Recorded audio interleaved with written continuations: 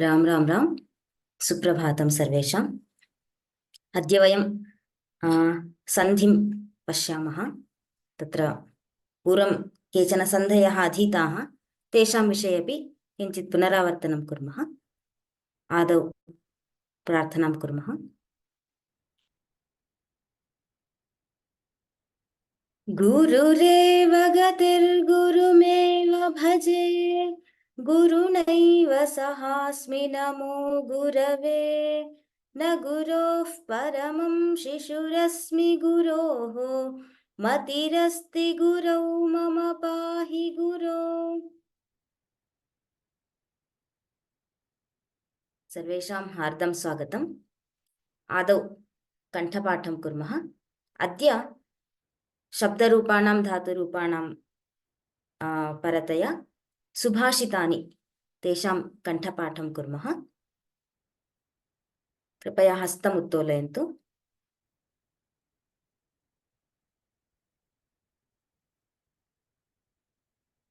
रञ्जनी भगिनी, एकवारं पाठयामि, द्विवारम् अनुवदन्तु। भगिनी, नमस्ते कैन यू भगिनी। Hear me? ओके, यस। ओके। प्रथम वयसि पीतं, प्रथम वयसि पीतं, द्विवारं।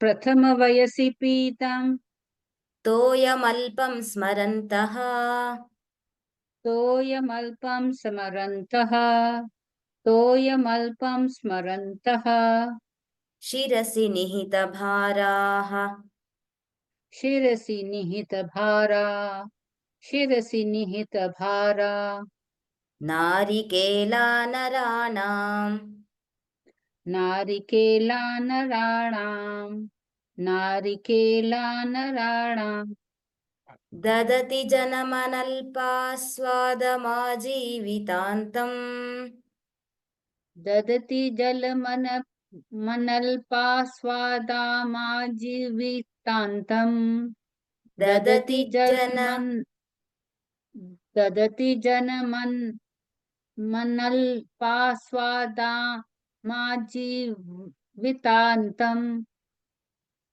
न हि कृतमुपकारम्, न हि कृतमुपकारम्, न हि कृतमुपकारम्, साधवो विस्मरन्ति। साधवो विस्मरन्ति, साधवो विस्मरन्ति। धन्यवादः भगिनी। धन्यवाद। अमिता भार्गव भगिनी। नमः। नमो नमः। प्रत्यहं प्रत्यवेक्षेत, प्रत्यहं प्रत्यवेक्षेत, द्विवारं, 2 times. प्रत्यहं प्रत्यवेक्षेत, नरश्चरितमात्मनः, नरश्चरितमात्मनः, नरश्चरितमात्मनः, किन्नु मे पशुभिस्तुल्यम्, किन्नो मे पशुभिस्तुल्यम्, किन्नु मे पशुभिस्तुल्यम्, किन्नु सत्पुरुषैरिति। किन्नु सत्पुरुषैरिति, किन्नु सत्पुरुषैरिति। धन्यवादः भगिनी। धन्यवादः। पद्मावती भगिनी। राम राम राम। राम राम राम। निन्दन्तु नीतिनिपुणाः, निन्दन्तु नीतिनिपुणाः, निन्दन्तु नीतिनिपुणाः, यदि वास्तुवन्तु, यदि वास्तुवन्तो, यदि वास्तुवन्तो, लक्ष्मीः समाविशतु, लक्ष्मीः समाविशतो, लक्ष्मीः समाविशतो, गच्छतु वा यथेष्टम्, गच्छतु वा यथेष्टम्, गच्छतु वा यथेष्टम्, अद्यैव वा मरणमस्तु, अद्य अद्यैव वा मरणमस्तु अद्यैव वा मरणमस्तु युगान्तरे वा युगान्तरे वा युगान्तरे वा न्याय्यात् पथः न्याय्यात् पथः न्याय्यात् पथः प्रविचलन्ति पदन्न धीराः प्रविचलन्ति पदन्न धीराः प्रविचलन्ति पथन्न धीराः ಧನ್ಯವಾದः ಭಗಿನಿ. ಇನ್ ದ ಸೆಕೆಂಡ್ ಲೈನ್ ಲಕ್ಷ್ಮೀ ಸಮಾವಿಶತು. ಲಕ್ಷ್ಮೀ ಈಕಾರ ದೀರ್ಘ. लक्ष्मीः समाविशतु गच्छतु वा यथेष्टं सम्यक् न? ಧನ್ಯವಾದः.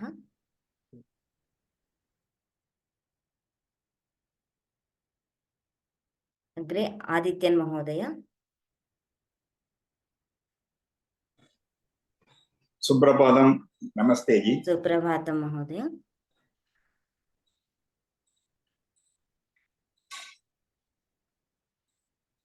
ರಾಜಾಘೃಣಿ ಬ್ರಾಹ್ಮಣಃ ಸರ್ವಭಕ್ಷಿ राजाग्रणी ब्राह्मणः सर्वभक्षी राजाग्रणी ब्राह्मणः सर्वभक्षी ಸ್ತ್ರೀ ಚಾತ್ರಪಾ ದುಷ್ಟಮತಿಃ ಸಹಾಯಃ स्त्री शात्रपा मदिः सहायः श्री शात्रपा मतिः सहायः. once again I will teach. ಸ್ತ್ರೀ ಚಾತ್ರಪಾ ದುಷ್ಟಮತಿಃ ಸಹಾಯಃ स्त्री शात्रपा मतिः सहायः स्त्री शात्रपा मतिः सहायः. ಪ್ರೇಷ್ಯಃ ಪ್ರತೀಪೋ ಕ್ಷಮ್ಯತಾಂ ಪ್ರೇಷ್ಯಃ ಪ್ರತೀಪೋಧಿಕೃತಃ ಪ್ರಮಾದಿಃ प्रेष्य प्रतीपोदिकृत प्रमादी प्रेष्य प्रतीपोदिकृत प्रमादी ತ್ಯಾಜ್ಯ ಅಮೀಯಶ್ಚ ಕೃತನ್ನ ವೇತ್ತಿ त्याज्यामि यश्च कृतं न वेत्ति त्याज्यामि यश्च कृतं न वेत्ति. ಧನ್ಯವಾದः. धन्योस्मि.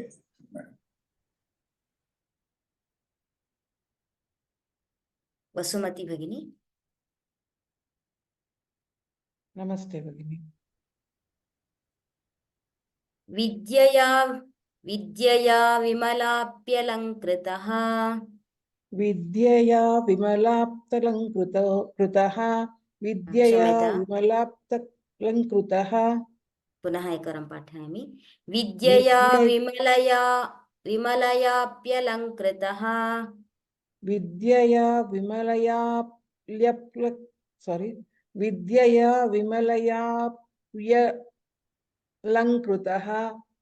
I will split first.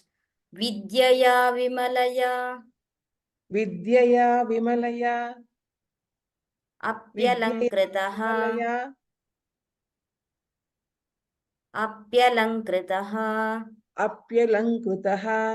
ಅಪ್ಯಲಂಕೃತಃ ವಿದ್ಯೆಯಾ ವಿಮಲಯಾ ಲಪ್ಯಲಂಕೃತಃ. ವಿದ್ಯೆಯಾ ವಿಮಲಯಾಪ್ಯಲಂಕೃತಃ ವಿದ್ಯೆಯಾ ವಿಮಲಯಾಪ್ಯಲಂಕೃತಃ. ದುರ್ಜನಃ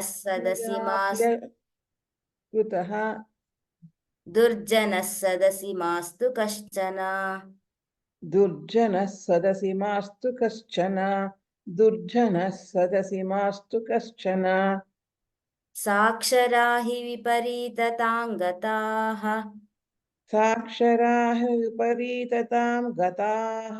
ಸಾಕ್ಷರಾ ಹಿ ವಿಪರೀತತಾಂ ಗತಾಃ. ಕೇವಲಂ ಜಗತಿ ತೇಪಿ ರಾಕ್ಷಸಾಃ ಕೇವಲಂ ಜಗತಿ ತೇಪಿ ರಾಕ್ಷಸಾಃ. Madam, the first line, can you split once again, Yes. madam, if you don't mind? Yes. So, ವಿದ್ಯೆಯಾ ವಿಮಲಯಾ ಅಪ್ಯಲಂಕೃತಃ. विद्यया विमलयाप्यलङ्कृतः विद्यया विमलया ल्याप्लङ्कृतः अप्यलङ्कृतः अप्यलङ्कृतः विद्यया विमलया अप्यलङ्कृतः विद्यया विमलया प्लङ्कृतः अप्यलङ्कृतः यस् थैंक यू धन्यवादः प्रकाश मोहिनी भगिनी नमस्ते नमस्ते पौलस्त्यः कथमन्यदारहरणे पौलस्त्य कथमन्यदा दारहरणे पौलस्त्य कथमन्य दा this I cannot get कथमन्य दारहरणे दारहरणे S Paulastya कथमन्य दारहरणे Paulastya कथमन्य दारहरणे okay I will repeat once again पौलस्त्यः कथमन्यदारहरणे Paulastya कथमन्य दारहरणे Paulastya कथमन्य दारहरणे दोषं न विज्ञातवान् दोषन्न विज्ञातवान् दोषन्न विज्ञातवान् रामेणापि कथं न रामेणापि कथन्न रामेणापि कथन्न हेमहरिणस्यासम्भवो लक्षितः हेमहरिणस्य सम्भवो लक्षितः हेमहरिणस्य सम्भवो लक्षितः so here savarna dirgha sandhi is there harinasya asambhavah harinasya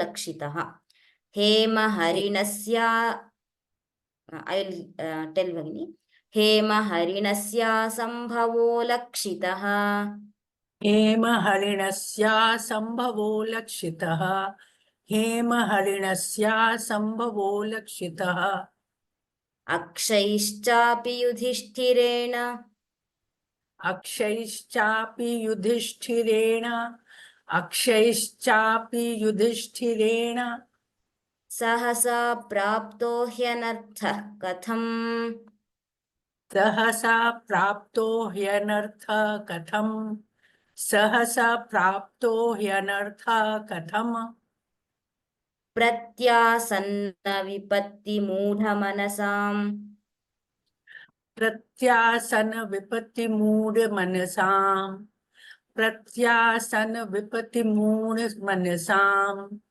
प्रत्यासन्न नकारद्वयं प्रत्यासन्न विपत्तिमूढमनसाम् प्रत्यासन विपत्ति मूढ़ मनसाम प्रत्यासन विपत्ति मूढ़ मनसाम प्रायो मतिः क्षीयते प्रायो मतिः क्षीयते प्रायो मतिः क्षीयते धन्यवादः भगिनी धन्यवाद अग्रे रविशंकर महोदय हरि ओम आचार्य नमस्ते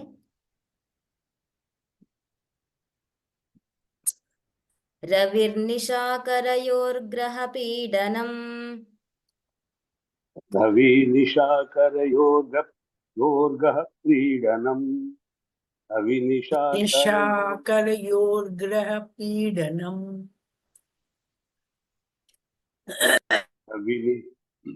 रवि निशाकरयोर्गः पीडनम् गजभुजङ्गविहङ्गमबन्धनम् गजभुजङ्गविहङ्गमबन्धनम् गजभुजङ्गविहङ्गमबन्धनम् मतिमताञ्च विलोक्य दरिद्रताम् मतिमतां च विलोक्य दरिद्रताम् मतिमतां च विलोक्य दरिद्रताम् विधिरहो बलवानिति मे मतिः विधिरहो बलवानिति मे मतिः विधिरहो बलवानिति मे मतिः धन्यवादः महोदय।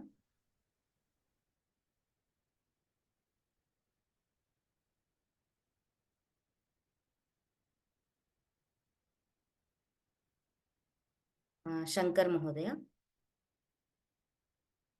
नमस्ते महोदय। सुखार्थी वा त्यजेत् विद्याम् सुखार्ति वा त्यजेत् विद्यां, सुखार्ति वा त्यजेत् विद्यां, विद्यार्थी वा त्यजेत् सुखम् विद्यार्थी वा त्यजेत् सुखं, विद्यार्थी वा त्यजेत् सुखं। सुखार्थिनः कुतो विद्या सुखार्थिनः कृतो विद्या, सुखार्थिनः कृतो विद्या, कुतो विद्यार्थिनः सुखम् कृतो विद्यार्थिनः सुखं, कृतो विद्यार्थिनः सुखं। दट इज कुतो कुतो विद्यार्थिनः सुखम् कुतो विद्यार्थिनः सुखं, कुतो विद्यार्थिनः सुखं। धन्यवादः महोदय। धन्यवाद। राजगोपालन् महोदय।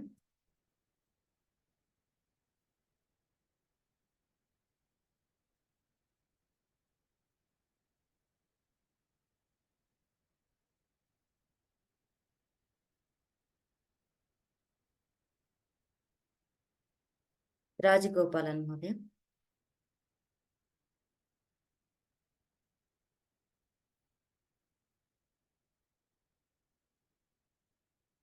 अनन्तरम् अवकाशं ददामि दिविजा भगिनी।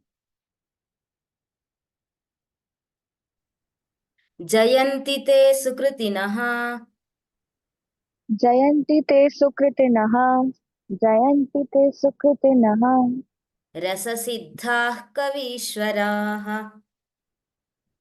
रससिद्धाः रससिद्धाः कवीश्वराः, रससिद्धाः कवीश्वराः।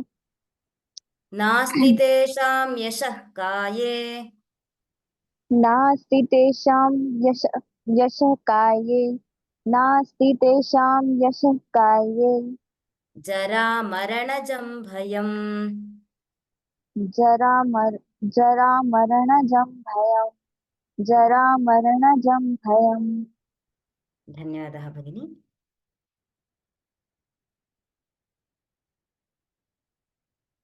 राजगोपालन् महोदय। नलिनी भगिनी। नमस्ते। नमस्ते। यथा कन्दुकपातेन यथा कन्दुकपातेन, यथा कन्दुकपातेन उत्पतत्यार्यः पतन्नपि उत्पतत्यापतन्नपि उत्पतत्यार्यः पतन्नपि उत्पतत्याप्यपतन्नपि उत्पतार्त्यपतन्नपि। So here उत्पतति आर्यः पतन्नपि उत्पतत्यार्यः पतन्नपि उत्पतत्यार्यपतन्नपि उत्पतत्तार्यपतन्नपि तथा त्वनार्यः पतति तथा त्वनार्यपतति तथा त्वतन्यार्यपतति। मृत्पिण्डपतनं यथा कथं भवति? मृत्पिण्डपतनं मृत्पिण्डपतनं यथा, मृत्पिण्डपतनं यथा। धन्यवादः। अत्र किं समस्तपदमस्ति। सो when we chant when we recite, then यथा कन्दुकपातेनोत्पतत्यार्यः पतन्नपि तथा त्वनार्यः पतति मृत्पिण्डपतनं यथा इति एवं मेलयित्वा एव पठनीयं भवति। प्रथमवारमिति मया अत्र विभागः कृतः। सो एतावन्ति सुभाषितानि सन्ति। एतेषाम् अभ्यासः करणीयः। प्रतिदिनम् एवं पारायणं कुर्मः अग्रिमासु कक्ष्यासु।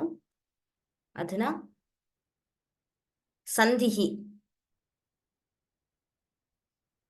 तत्र पूर्वम् अस्माभिः स्वरसन्धिः अस्ति पुनः त्रिविधाः सन्धयः सन्ति स्वरसन्धिः व्यञ्जनसन्धिः विसर्गसन्धिः इति एवं तत्र तेषु त्रिषु अस्माभिः स्वरसन्धयः ज्ञाताः सन्ति ततः पूर्वं किञ्चित् पुनरावर्तनं कुर्मः सन्धिः नाम कदा भवति कथं भवति तत्र कीदृशाः terms what are the terms are used in sandhi iti vayam pashyamah so when sandhi happens iti prashnah chet tada asti samhitayam satyam varnavikarah bhavati varnavikara means where the change in sound during samhita is called sandhikarya then what is samhita samhita means in a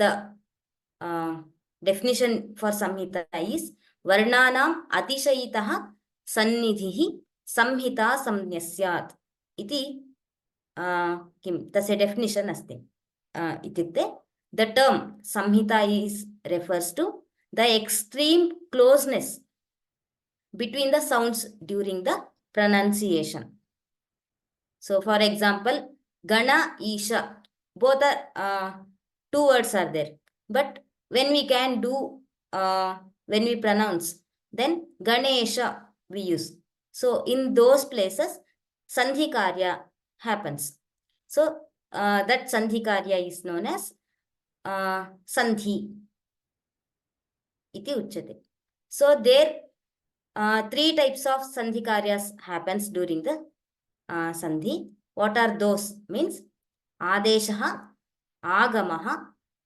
लोपः इति त्रिप्रकारकाणि कार्याणि सन्धिकार्याणि भवन्ति तत्र what is meant by आदेशः means so तत्र आदेशः कस्यचित् विद्यमानं वर्णम् अथवा वर्णसमुदायं for example if we take Ganesha so Gana Isha akara and ikara two words are there nirvartya वर्णसमुदायं निर्वर्त्य तस्य स्थाने आगतः वर्णः अथवा वर्णसमुदायः in the place of a and e ekara will be adesha so replacement or substitution by another letter is known as adesha so usually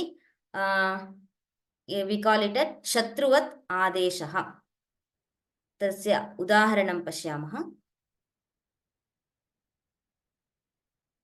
so here yadi api is there when we split the word so you a du you e a pu e so here if you observe here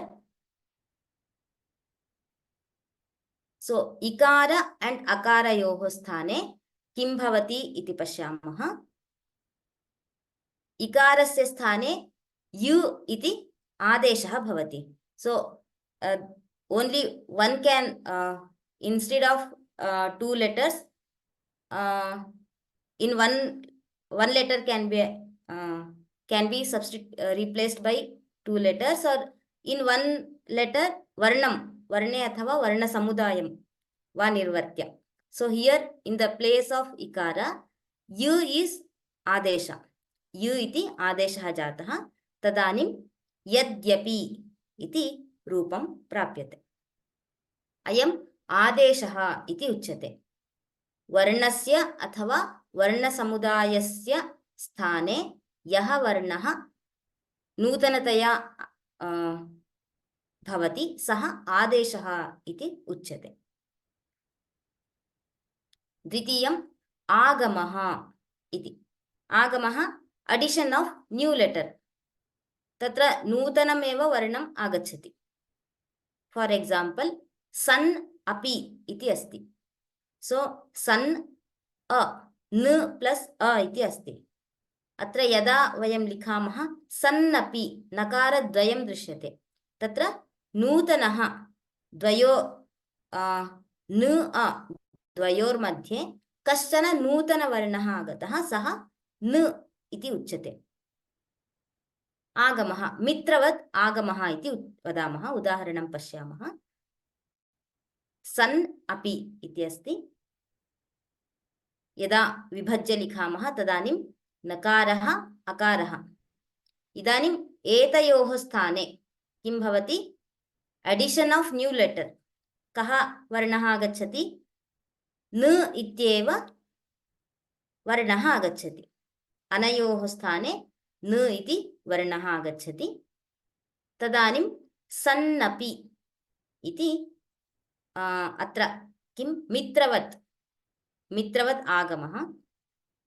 अत्र सन्नपि इत्यत्र मित्रवत् आगमः भवति। सः अन्यं कमपि वर्णम् अन्यस्य वर्णस्य स्थाने न आगच्छति, परन्तु एकः योजितः भवति इति कृत्वा अत्र मित्रवत् आगमः इति उच्यते। So another one is lopa. Lopaha means deletion of an existing letter.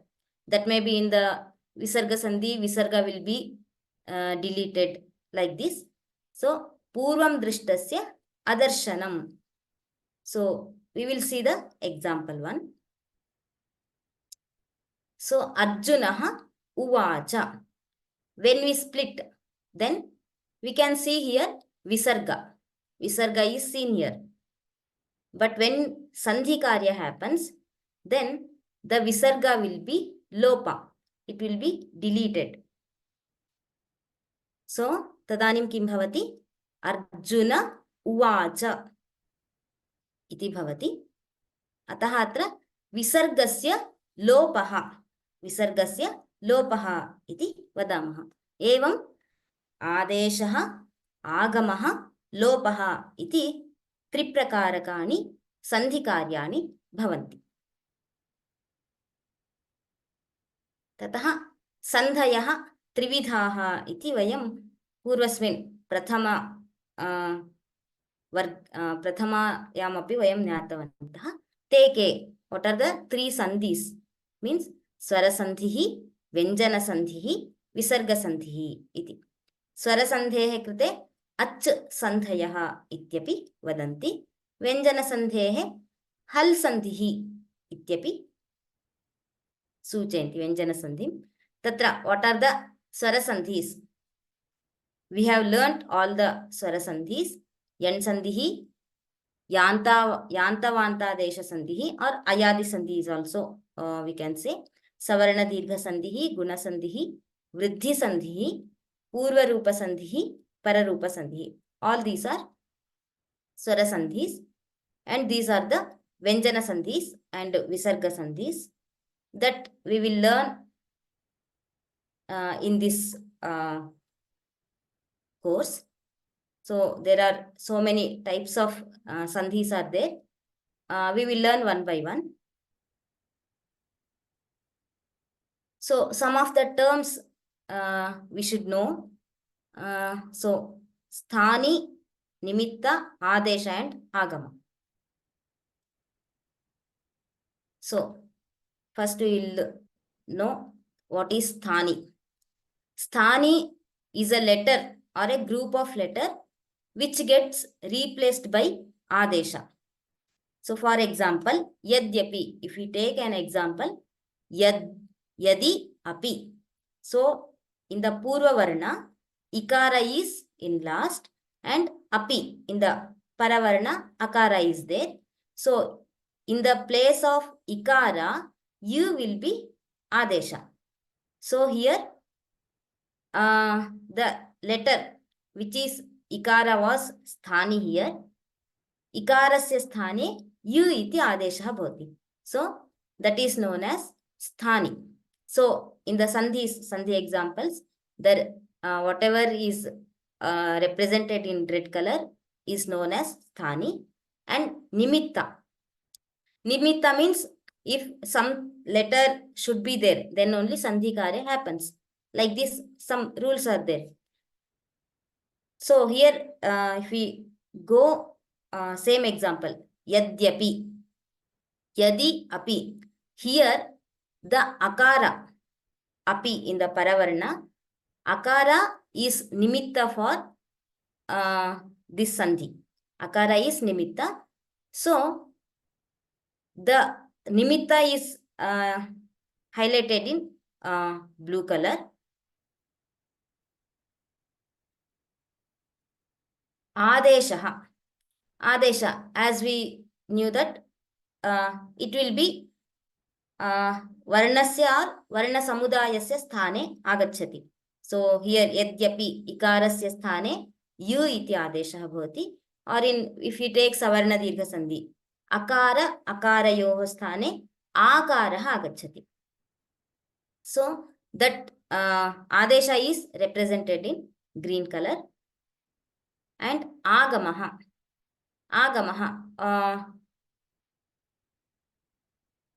Sannapi. Just now we have seen the example. So aparaha, addition of that letter, which letter is added, that will be represented in purple color. So these are the sthani, nimitta, adesha, agama. These are the term we should remember. So first we do the revision of swara sandhi. Yes, we all learned in the previous courses, but just do the revisions. So swara sandhi swaranam sthane yada vyatyasaha bhavati saha swara sandhi iti uchyate. So we have we know the examples. So what are the if you see this table, Purva Varna and Paravarna. So Savarna Dirgha Sandhi. Samanayoho Varnayoho sthane. A, I, athva, A, I, U, Ru. Iti etesham swaranam pare A, I, U, Ru. Ityete bhavanti chet. Etayoho sthane kim bhavati? Dirghaha swaraha adeshaha bhavati. So अत्र कथम आदेशः भवति? द्वयोः स्थाने एकः वर्णः आदेशः भवति. So all these a, I, U, R, all these known as dirgha varna, dirgha swaras. So etayoh sthane, purva paravarnayoh sthane, purva and paravarna dvayoh sthane ekasya dirgha varnasya adeshah bhavati. वयम् उदाहरणानि दृष्टवन्तः. अत्र कानिचन उदाहरणानि सन्ति. तस्य उत्तरं वयं वक्तुं शक्नुमः. You can raise your hand. Divija भगिनी. परमार्थः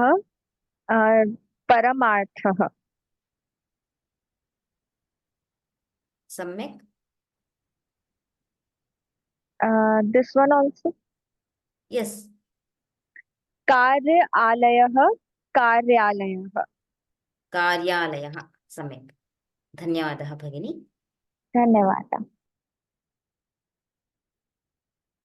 राजगोपालन महोदय. You can receive the one pop-up message like that, Mahodaya. You have to click OK there. So parama arthaha. अकारः अस्ति द्वयोः स्थाने अकारयोः स्थाने आ इति आदेशः भवति परमार्थः.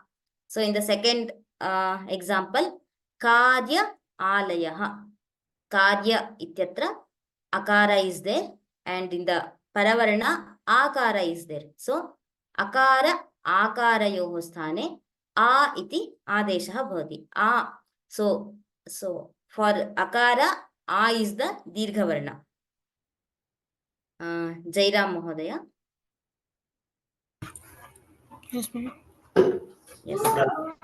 Kavi Indraha. Kavindraha. Samyak. Prithvi Ishaha. Prithvishaha. Prithvishaha. Samyak. Dhanyavadaha. So atra niyamaha katham asti? अकारः एव पूर्ववर्णे भवेदिति नियमः नास्ति. अकारः वा भवितुं शक्यते, आकारः वा, द्वयोर्मध्ये यत्किमपि भवितुं शक्यते. मालिनी भगिनी. नमस्ते भगिनी. भानु भानु उदयः. प्लस उदयः भानूदयः. सम्यक्. वधू ऊर्मिका. वधू प्लस ऊर्मिका वधूर्मिका. सम्यक्. मातृऋणम्. मातॄणम्. मातॄणम्. सम्यक्. धन्यवादः भगिनी. धन्यवादः भगिनी. एवं तत्र सवर्णदीर्घसन्धीनां उदाहरणानि सन्ति. इतोपि सन्ति, अस्माभिः पूर्वमपि पठिताः. तानि अपि भवन्तः द्रष्टुं शक्नुवन्ति. अग्रे गुणसन्धिः. गुणसन्धौ किं भवति? गुणसन्धौ अपि पूर्वपरवर्णयोः एव आदेशः भवति. परन्तु in the purva varna only akara or akara should be there in the purva varna. Then only so dvayoh sthane purvaparavarnayoh sthane gunah adeshah bhavati. So all these are known as guna varnas. A, O, R, Al.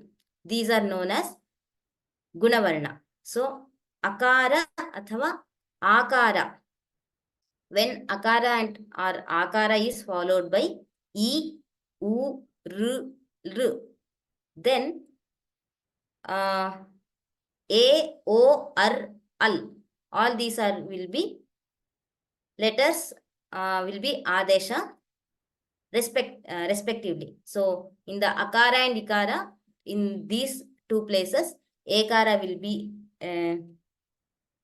ekara will come, and akara ukara or ukara okara. When in the purvarna akara and rikara is in paravarna, then ar will be adesha. In the place of akara and r, al will be adesha.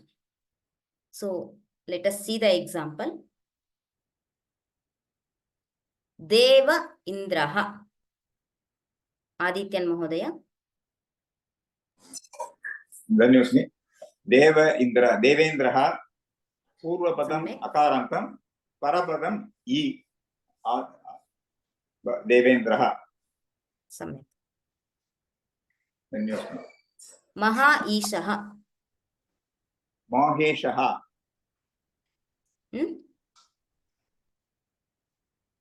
Maheshah, what Mahodaya? What is the correct form? Maha Ishah. Maha Ishah. Maheshah.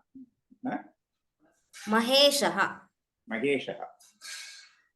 Maheshah. Akara and ikara. Akaram, that ikaram. will be changed. Yes. Ekaram. Gunasandhi. Yes. धन्यवाद. धन्यवादः महोदय. अमिता भार्गव भगिनी. रथ plus उत्सवः आ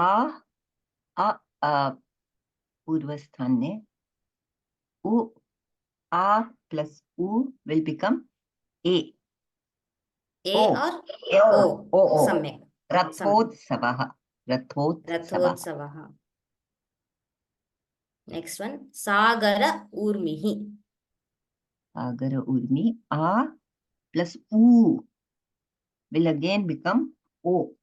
Yes. This Guna Varna is O. Yes. Not O. O. O. It will become Sagarormihi. Yes. धन्यवादः. धन्यवादः. Sagara Urmihi. Sagarormihi. Ranjini Bhagini. Ji. Raja plus Rishi, a plus Ri becomes Ar. So Rajarshihi. सम्यक्. Maha plus Rishi, again a plus Ri will become Maharshihi. सम्यक्. धन्यवाद. Tav plus Rikar will become Tavalkara. Because it will become Tavalkarah. Al. Tavalkara. सम्यक् भगिनी, धन्यवादः. धन्यवादः. एवं गुणसन्धेः उदाहरणानि. अग्रे वृद्धिसन्धिः. वृद्धिसन्धौ किं भवति? वृद्धिसन्धौ अकार आकाराभ्यां परे यदा ए ऐ ओ औ परे भवन्ति तदानीं तयोः स्थाने ऐकारः औकारः क्रमेण आदेशाः भवन्ति. So when a or a is followed by a I or o au, then aikara and aukara are respectively substituted in the place of both letters. So उदाहरणमेकं पश्यामः. अत्र एते I and au both are known as वृद्धिवर्णाः. So let us see the examples. So tatra eva, here akara is there, and in the paravarna ekara is there. So akara ekarayoh sthane I iti adeshah bhavati. I will be adesha.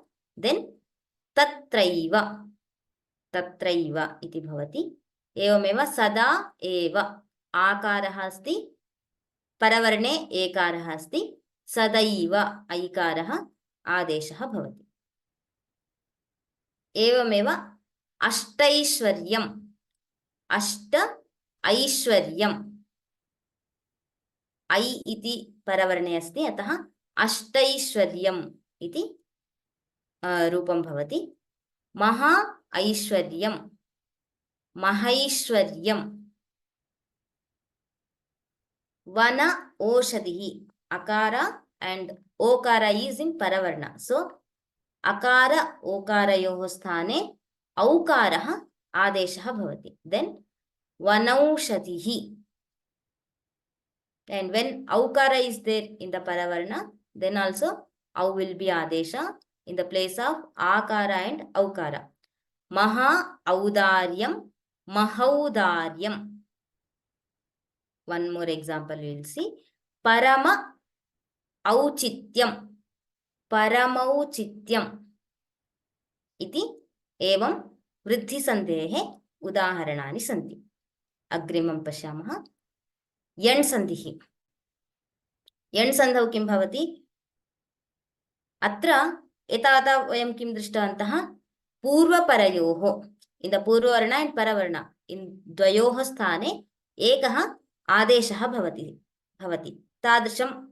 तादृशानि उदाहरणानि अस्माभिः दृष्टानि. So in यण् सन्धि what happens means, यदा इ उ ऋ एते वर्णाः पूर्ववर्णे भवन्ति, तेभ्यः वर्णेभ्यः परे असवर्णस्वरः, असवर्णस्वरः means which is not similar letter, असवर्णस्वरः भवति. तदानीं इ उ ऋ एतेषां स्थाने य व ऋ ल इति क्रमेण आदेशाः भवन्ति. तत्र उदाहरणानि अपि पश्यामः. अत्र एकस्य स्थाने, पूर्ववर्णस्य स्थाने एकः वर्णः आदेशः भवति. असवर्णस्वरः, which is not same letter.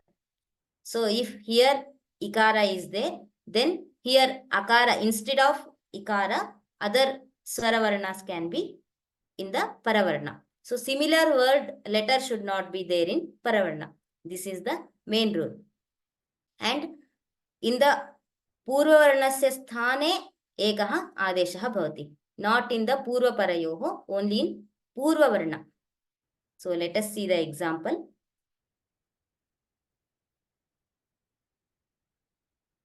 So if we see here, iti.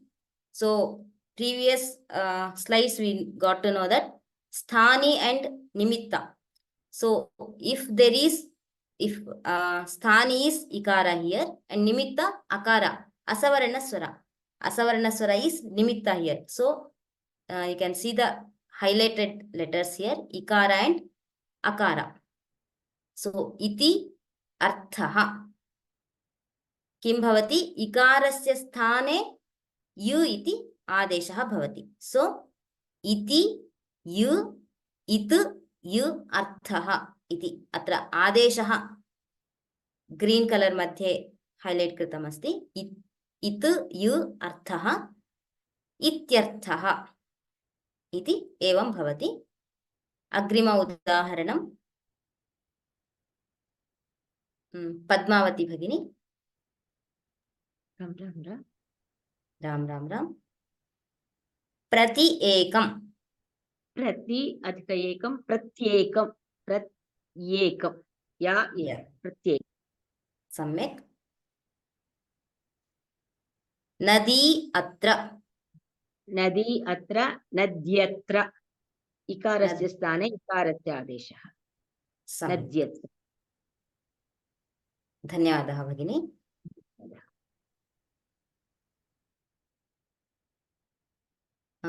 Shankar महोदय. नमस्ते भगिनी. नमस्ते. मधु अरिः मध्वरिः. कस्य स्थाने कः आदेशः भवति? उकारस्य स्थाने वकार आदेशः भवति. व इति आदेशः भवति. सम्यक्. मध्वरिः. वधू एका. वधू एका वध्वेका. उकारस्य स्थाने विकार आदेशः भवति. व इति आदेशः भवति. सम्यक्. धन्यवादः महोदय. धन्यवादः. नेक्स्ट गोपाल कृष्णन महोदय. राम राम. राम राम राम. मातृ अर्चनम. मातृ अर्चनम. कस्य स्थाने कः आदेशः भवति? त्रि स्थाने त्र. ऋ इति आदेशः भवति. तदानीं किं रूपं? मातृर्चनम. मातृर्चनम. सम्यक्. धन्यवादः महोदय. धन्यवादः. एवं यण् सन्धेः उदाहरणानि भवन्ति. इतोपि सन्ति. अन्वेषणं कुर्मः वयं. यदा श्लोकं पठामः अथवा पाठं पठामः तदानीं we have to underline or highlight, we have to make list of the sandhi examples. Next one, ayadi sandhihi. So atra कः नियमः इति चेत् यदा ए ऐ ओ औ एते पूर्ववर्णे भवन्ति, एतेभ्यः परे यदा स्वरवर्णः भवति तदानीं ए ऐ ओ औ एतेषां स्थाने क्रमेण अय् आय् औ औ एते क्रमेण आदेशाः भवन्ति. So when a I o au are followed by a swara, then they are replaced with ay, I, au, au respectively. We'll see examples. So phale ichha. So ekara is there and in the paravarna ikara is there, which is swaravarna. Any swara can be here. Ekara ikarayoh sthane. अत्र तु केवलम् एकारस्य स्थाने आदेशः भवति, न तु इकार. सो एकारस्य स्थाने अय् इति आदेशः भवति. सो देन् फल अय् इच्छा इति भवति. सो वेन् वी जाइन दिस फल इ इति भवति. तदानीं फल इच्छा इति रूपं भवति. गायत्री भगिनी, नेक्स्ट एग्जांपल. राम राम. राम राम. नै प्लस अकः नायकः नायकः सम्यक् कस्य स्थाने कः आदेशः भवति I in place of I you have I I सम्यक् विष्णो ए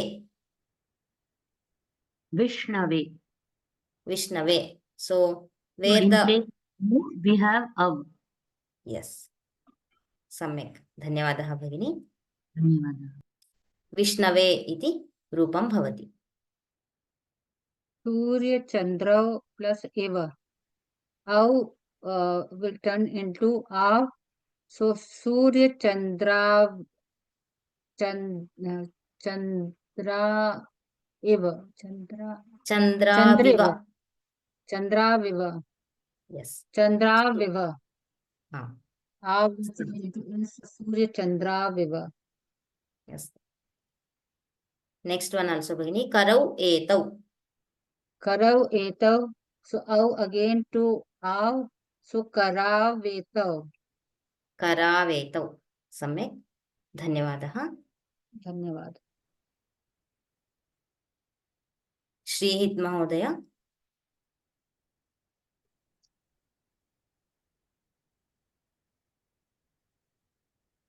बालिके आस्ताम्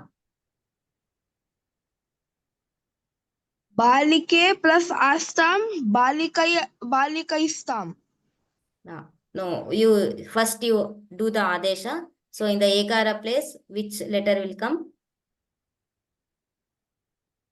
I ekara ayu right okay yes ma'am now you join the letters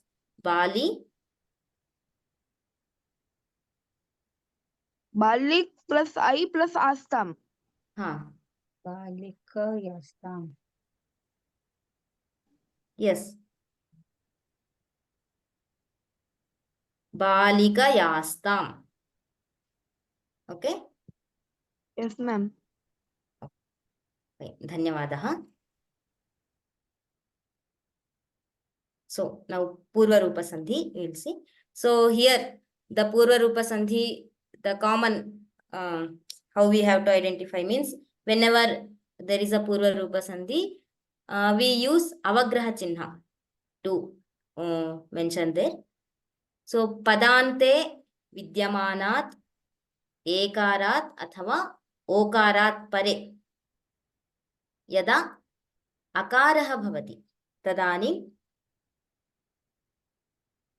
क्रमेण एकारः ओकारः आदेशः भवति सः आदेशः कथं सूच्यते इति चेत् अवग्रह चिह्नेन वयं तत्र सूचयामः सो अत्रापि in the पूर्व and परवर्ण द्वयोः स्थाने एकारः ओकारः आदेशः भवति so we will see the examples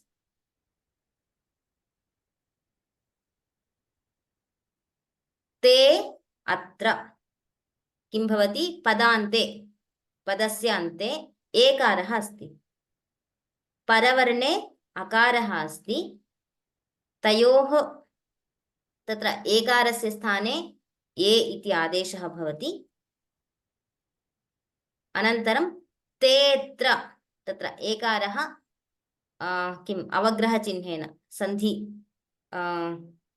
सन्धिः जाता अस्ति इति सूचयितुं तत्र अवग्रहचिह्नस्य उपयोगं कुर्मः परन्तु अत्र this symbol avagrahachinha in the previous some old text if we see that will be used in the savarna dirgha sandhi also for example devatatma himalayah if you take devatatma devata atma there is savarna dirgha sandhi is there so there also in the old text we can see that they use avagrahachinha twice to mention savarna dirgha sandhi but it is not compulsory in now we are not using avagraha chinha in savarna dirgha sandhis and also in purva sandhi is also in purva sandhi using the symbol of avagraha is not compulsory we can use tetra, instead of avagraha also we can write. We can use avagraha chinha also. So there is no there is no such rule that we have to use avagraha chinha in purva rupa sandhi. So we'll see other examples. Ravi Shankar Mahodaya. Hari Om Acharya. Hari Om. Ramo plus api, Ramopi with avagraha. Ramopi. Samyak. Balako asti. Balako asti with avagraha. Balako plus asti. Balako asti. Balakosti. धन्यवादः महोदय.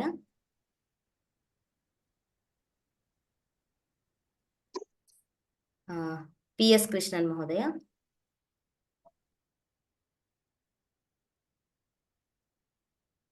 Ram Ram madam. Ram Ram Ram. वने अस्मिन्. वने अस्मिन् with avagraha चिह्नेन. Yes. कोपि. कोपि को avagraha चिह्नेन कोपि. सम्यक्.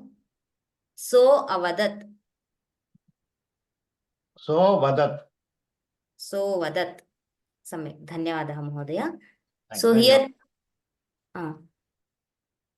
when we pronounce after sandhi tetra, te akarasya श्रवणं यथा न भवेत् तथा अस्माभिः उच्चारणीयं. तेत्र रामोपि बालकोऽस्ति वनेऽस्मिन् कोऽपि सोवदत् इति एवं अकारः यथा न श्रूयेत तथा अस्माभिः उच्चारणं करणीयं भवति. एवं वयं किं दृष्टवन्तः, स्वरसन्धीनां पुनरावर्तनं वयं कृतवन्तः. अत्र केचन प्रश्नाः सन्ति. अहं ट्रू आर् फाल्स् इति केवलं हस्तम् उत्तोलयन्तु. वन्स् ऐ विल्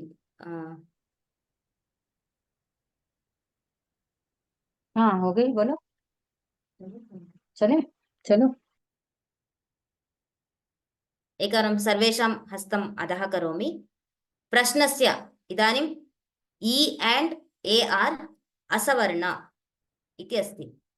यदि इदं ट्रू इति अस्ति चेत् then you can raise your hand.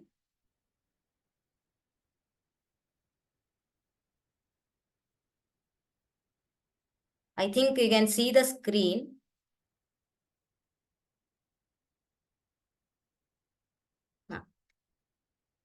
E and A are asavarna. Satyam va mithya va. If it is true, raise your hand.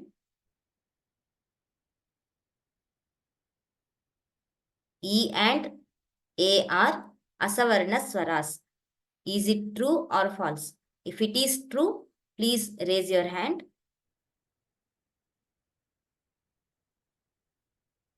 Okay, Samyak. So yes, it is true because they are not similar. So they are asavarna. And one more question: when a or a is followed by u or u, then okara is the ekadesha. Is it true or false? If it is true, please raise your hand. Yes, it is true. Please raise your hand.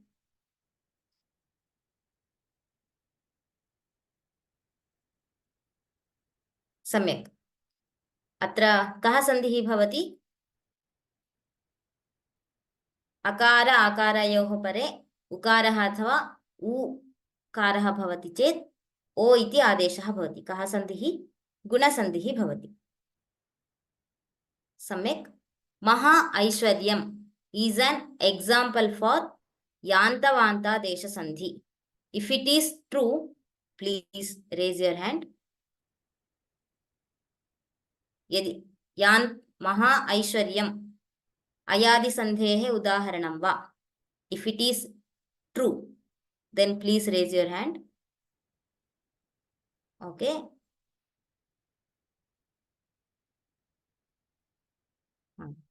It is false. Those who say false, please raise your hand.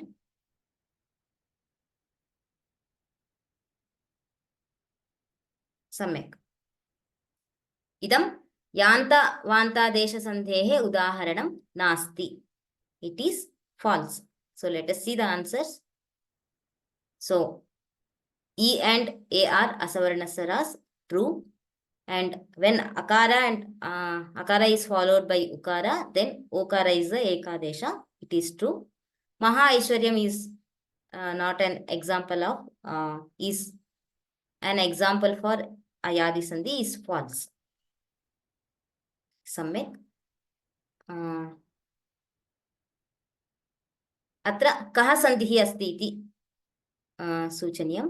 Subbulakshmi भगिनी.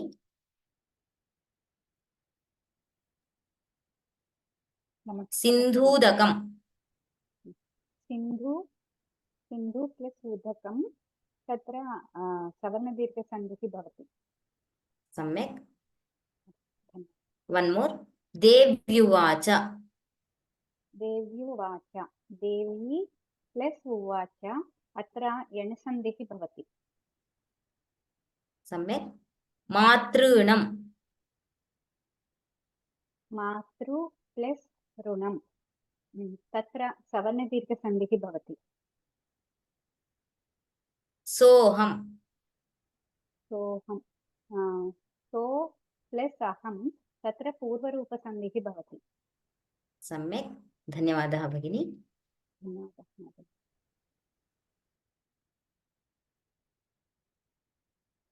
उत्तराणि पश्यामः. गुणसन्धिः, यण्सन्धिः, सवर्णदीर्घसन्धिः, पूर्वरूपसन्धिः. एवं तत्र सन्धीनाम् उदाहरणानि सन्ति.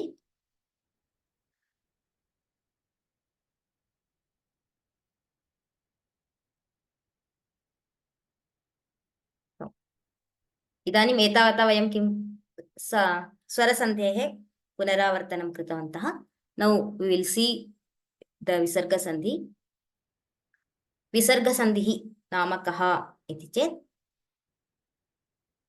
when विसर्गस्य स्थाने व्यत्ययः भवति चेत् विसर्गसन्धिः इति वदामः. when visarga is followed by vowel or consonant, then visarga takes different form. That can be lopa or adesha or something else.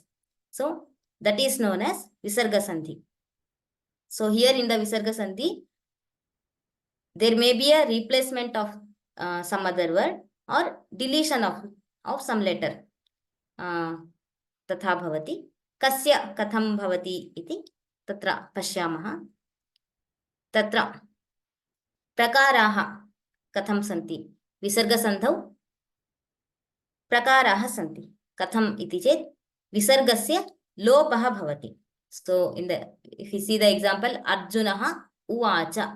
Arjuna उवाच. तत्र विसर्गस्य लोपः अस्ति. एवमेव विसर्गस्य स्थाने सकारस्य आदेशः. So सः विसर्गस्य स्थाने सकारस्य आदेशः चेत् सः शम्भुः इति अस्ति चेत् सशम्भुः इति विसर्गस्य स्थाने सकारः. सकारः मीन्स सकार शकार श. That three we can take. कस्यचित् अग्रिम परवर्णे यः वर्णः भवति तस्य आदेशः भवति. एवमेव विसर्गस्य उत्वम्. अत्र we have to study in detail this. And visargasya sthane rephaadeshah. So in the prarthana, if you see there, gurureva gatihi, gatihi gurumeva bhaje. Gatihi and gu. So visargasya sthane rephaha adeshah bhavati. Tadanim gatir gurumeva. So that is an example for rephadesha. And visargasya sthane jihva muliyar upadmaniya. So usually the symbols for Jihva Mulia will be like this. And for Upadmaniya, like this, Upadmaniya will be represented. Katham kada bhavati iti agre pashyamaha. So these are the types of Visarga Sandhis. So tatra Vyanjanani vayam janimaha. Kati Vyanjanani tatra dvividham asti iti.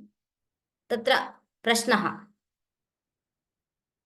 So Amita Bhagini, what are the Vargiya Vyanjanas? Vargiya Vyanjana, na Vargiya. Which are in the Varga?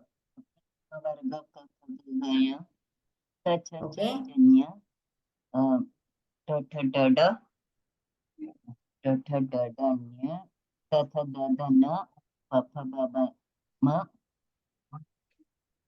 Okay, these are the Vargiya Vyanjanas. Samyak. Dhanyavadaha.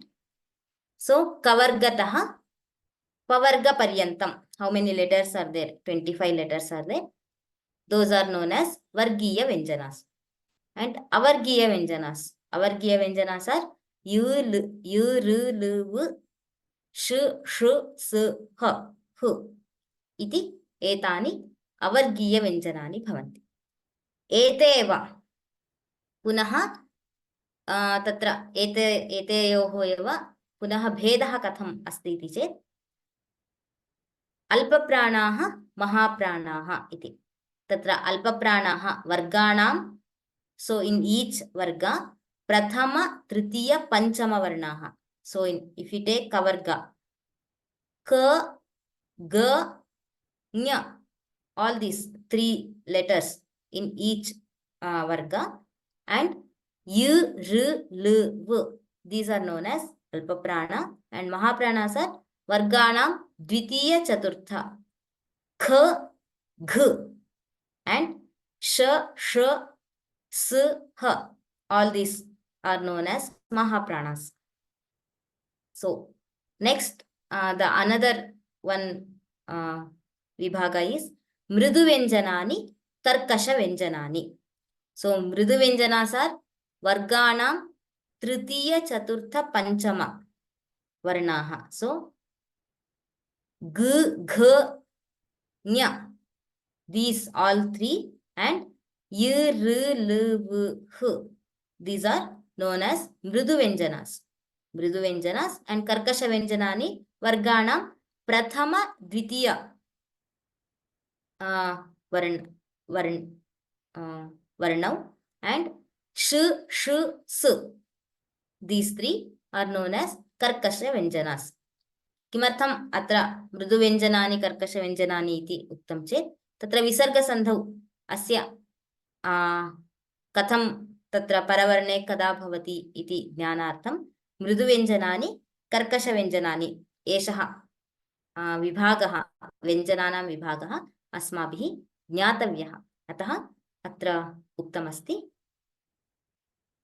So, katham tatra bhavati. Prathamam visargasya lopaha. Visargasya lopaha kada bhavati. When the visarga is, visarga will be lopa. We'll see. So, there are 3, in the 3 steps, the visarga can be deleted or it will become lopa. So, first one is Hrasvat Akarat Parasya Visargasya Akaram Varjayitva Anyeshu Swareshu Pareshu Lopo Bhavati. So, when Visarga is preceded by Hrasva Akara and is followed by any Swaravarna, vowels, there also Akaram Varjayitva. Other than Hrasvakara, any other Swara Varna can be there. Then Visarga is deleted. So the second one is Akarat Parasya. Visargasya Pare, Visargasya Sware Mridu Vyanjane cha Pare Lopaha Bhavati. So when Visarga is preceded by akara and is followed by vowels or mridu vyanjana. Then it will be visarga gets lopa. Example, balakaha adya. Balakaha akara is there. So balakaha adya akara swaravarna is there. Then किं भवति लोप विसर्गस्य लोपः भवति. Example बालका अद्य. बालकाः इति न भवति, बालका अद्य. So in the first for first one example can be सेवकः इति. सेवकः अकार कः इत्यत्र अकारः अस्ति. So सेवकः इति. So akaram varjayitva अन्येषु स्वरेषु परेषु. So ikara is not a savarna swara. So here akaram varjayitva. Instead of akara, any swara can be there. Sevakaha iti. Ka kaha ityatra visargaha asti. Tasya lopaha bhavati. Sevaka iti is an example for first one. And third one, saha eshaha ityetayoho padayoho visargasya akaram varjayitva अन्येषु वर्णेषु परेषु लोपो भवति. So when sahar eshaha both are followed by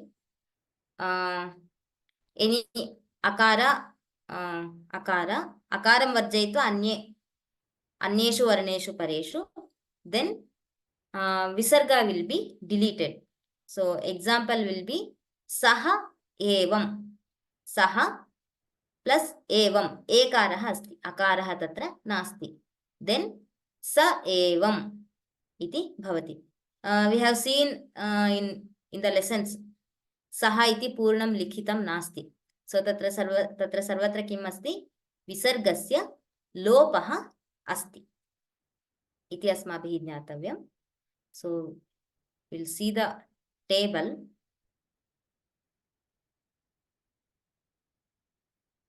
So here in the Purva Varna akara is there. Madhya Varna.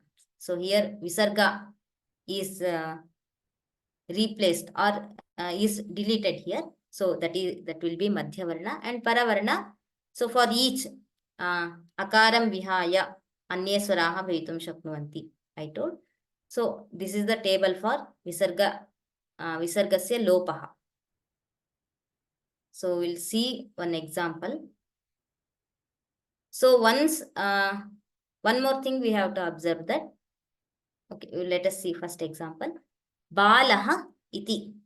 So when we split the letters b, a, l, a, aha is madhya varna. So I, t, I iti evam split bhavati. Anantaram bal idanim visargasya sthane. Visargasya sthane kim bhavati? Atra visargaha visargasya lopaha bhavati. Lopaha bhavati. Ataha kim bhavati? Bala iti. Bala iti. Evam kim bhavati? Udaharanam bhavati. So here also once the visarga sandhi happens, after that we cannot do any other sandhis. Yada kadachit savarna dirgha sandhehe sandhim kartum shaknumaha chetapi tatra punaha sandhihi na karaniyaha. Visarga sandhehe anantaram purva rupam va athava anya sandhi अन्यः सन्धिः भवितुं शक्यते चेदपि सन्धिः न करणीयः. So विसर्गस्य एवं लोपः. अन्यानि उदाहरणानि वयं अन्यप्रकाराणाम् उदाहरणानि अग्रिमवर्गे पश्यामः. प्रश्नाः सन्ति चेत् you can ask.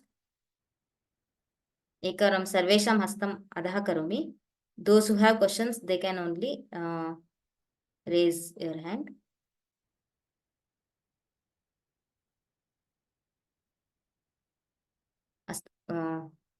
Rajaraman Mahodaya.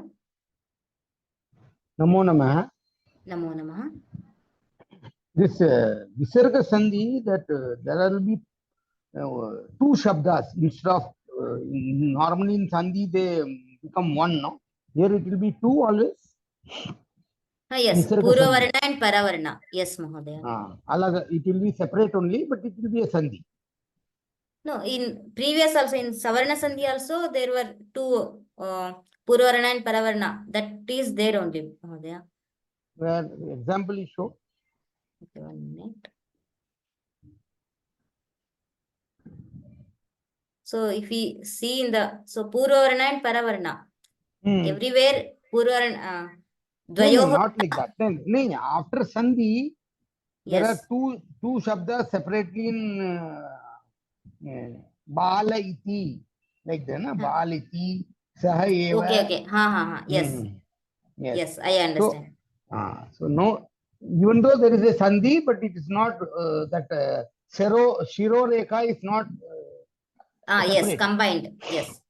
Yeah, so, that we have to see. And second thing, this book, published book is this Subhashitani. I could not get in that revised, first revised edition 1993. I am having book.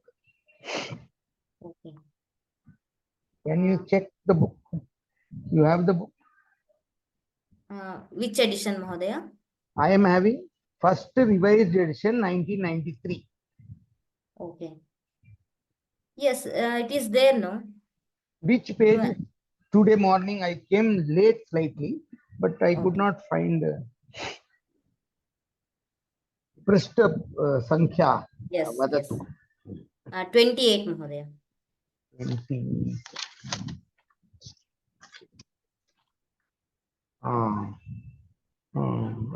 And today, last thing, which one you told? Which Yatha Kandupa Yatha Kanduka Pate Notpatat Tyaryah Patannapi. Yes, that is the last subha. Yes. Last one. No? Okay. Dhanyawada. Okay. Dhanyawada, Mahodaya. So, Nalini Bhagini. Namaste, Bhagini. Namaste.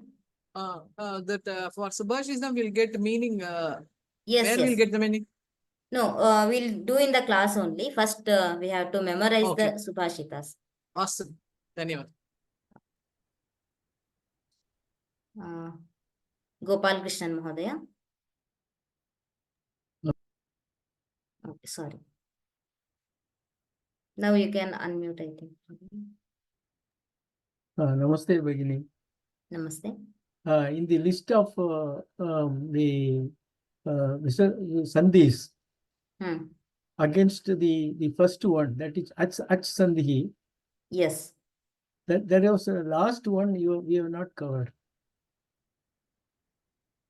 Okay, maybe for the syllabus, we have only till Purva Rupa only we have, I think. Can you please show that slide? Yes, Pararupa, there is, that was not in your syllabus, I think.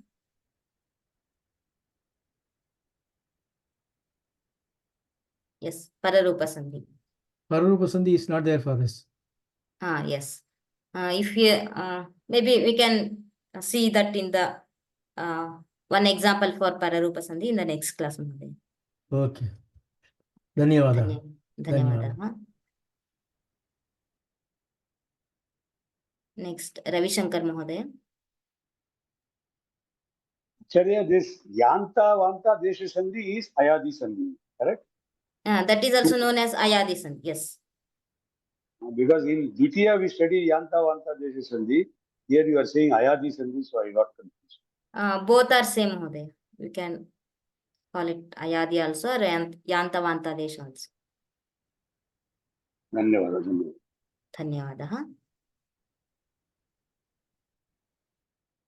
Sudha Bhagini.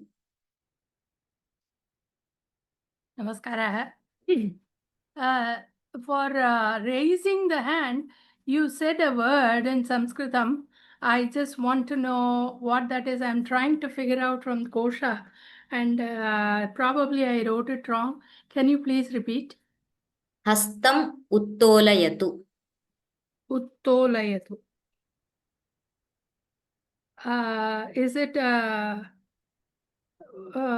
it is a lot lakar? Yes. Okay. Prathama Purusha Ekavachana. Ekavachana. Yes. Dhanyavada. धन्यवादः. पूर्णिमा भगिनी.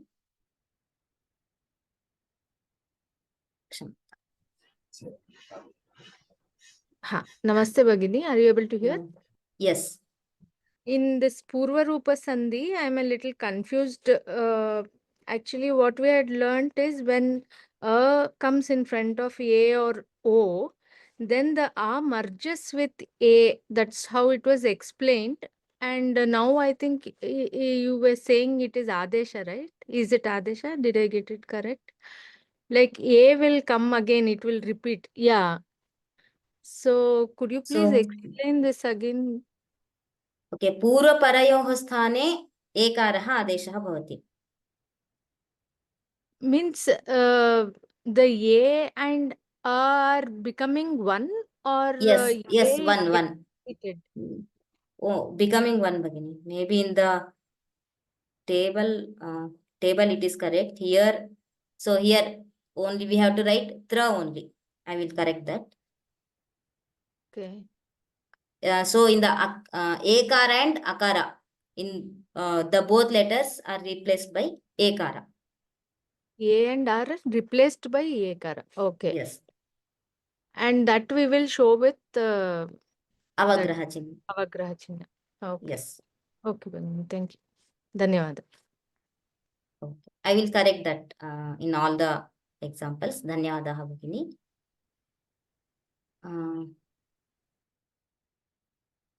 Rajagopalan Mahodaya. Yes. No, I had problem on unmuting. When, Okay. So now I am able to unmute. So yes. How to do it when after I raising the hand, when you allow me to speak, what I should do?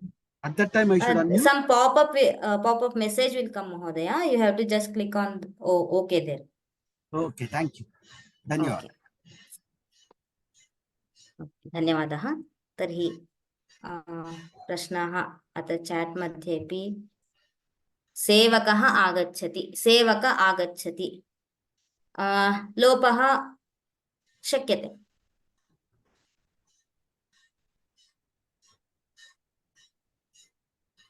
अन्ये प्रश्नाः न सन्ति. तर्हि समापयामः. विसर्ग इतर प्रकाराः ये सन्ति विसर्गसन्धेः तानि अग्रिमवर्गे पश्यामः. तावता सन्धीनां पूर्वपठितसन्धीनां पुनरावर्तनं कुर्वन्तु. धन्यवादाः. राम राम.